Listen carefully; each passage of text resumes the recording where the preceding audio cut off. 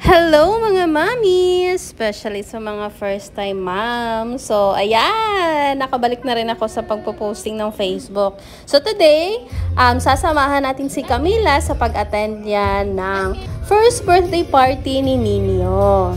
Alam niyo mga mi, sobrang happy ko din na makita sobrang happy yung baby kong maka-attend ng social gatherings like this.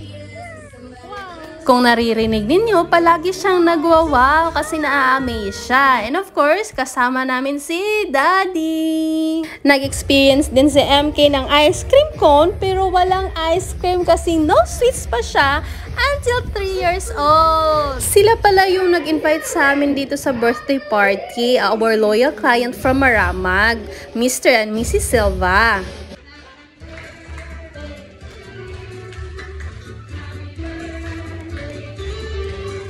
At para mas enjoy, nag-participate kami ni MK sa games.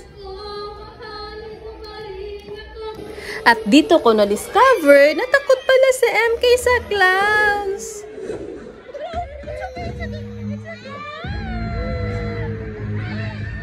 And of course, basta kainan na, hindi nagpapahuli si MK.